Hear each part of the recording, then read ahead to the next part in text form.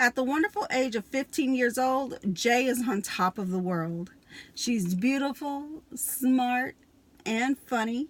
She's the co captain of her dance team, and she dates the hottest guy in high school, who just so happens to be the captain of the football team. One day, Jay met an older man named Kobe on her way to go get her hair done. Although she didn't like how the encounter made her feel, she obliged in conversation with him out of intimidation. Once he convinced her to give him her contact information, she continued on her way thinking that he'd never reach out to her. Not even 2 days later, she began getting phone calls and messages from Kobe. She started running into him at several locations that she'd never even seen him at before. He'd show up to the recording studio where her and some of her friends would hang out at several nearby restaurants, and he'd even start showing up to her high school. Jay's friends teased her and told her that Kobe was trying to be her sugar daddy. Well, he was 16 years older than Jay, so there could have been some truth to this story. Now, Jay's boyfriend, he didn't like that this guy had begun coming around and really wanted it to stop immediately. But Jay explained to Kobe that he should lay off on hanging around so much as her boyfriend was getting upset and he didn't like it. Well, that didn't stop Kobe much because he showed up to Jay's high school again the next day with a bouquet of flowers and some lunch from one of Jay's favorite restaurants. Now, Kobe got to see how upset this made Jay's boyfriend and proceeded to do more things for Jay as time went on. Now, those gifts went from flowers to lunch, and they turned into more extravagant gifts such as computers and cellular phones. On a Thursday evening, Jay was at a dance competition. Now, once this competition was over, she checked the cellular phone that Kobe had gotten her to find out that he'd called her over 52 times and left several angry messages. That made Jay very scared and upset, so she decided that she was just going to blow him off. Once the dance team had their final meeting after winning their trophies, Jay and a few other team members took the school bus home. The bus driver let Jay off at a bus stop near her home, which led into a dark cul-de-sac. There were a lot of tall trees and short, round bushes surrounding the neighborhood. And as Jay walked to her home, she heard a rustle in the bushes nearby, so she began to walk a little faster. And then she heard footsteps following in behind her, so she finally turned around to see Kobe walking up to her. "Where have you been?" Kobe said in a nice, calming tone.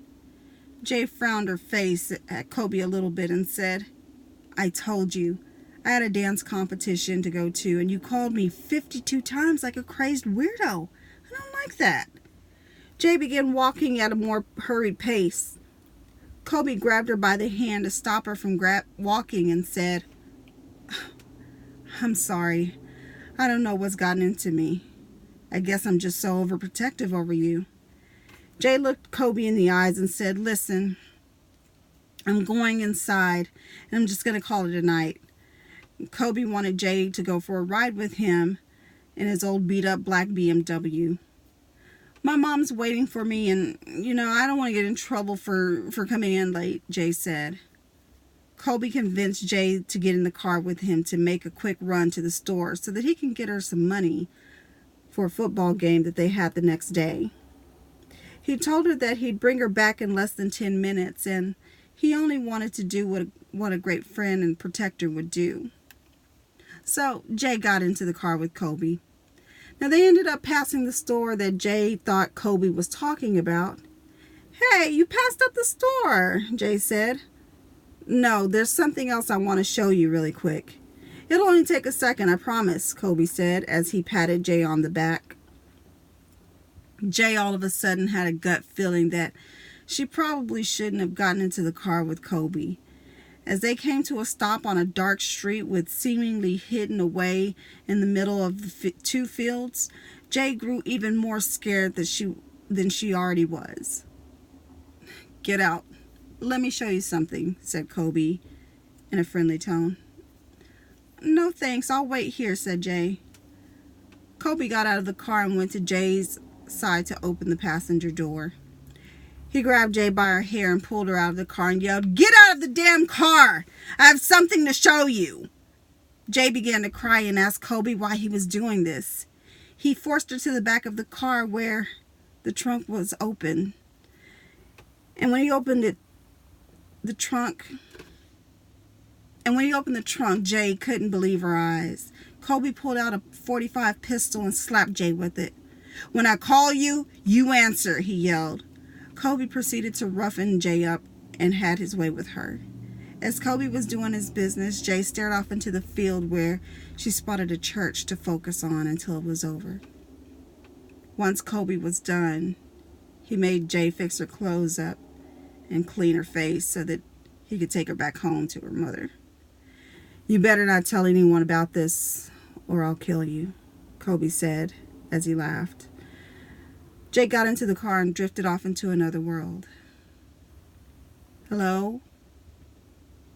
Hello? Are you here with me?" called out a man with a familiar voice and face. Jay snapped into reality, and she realized she was still in the parking lot of the hair salon that she was going to get her hair done. "Hi, my name is Kobe."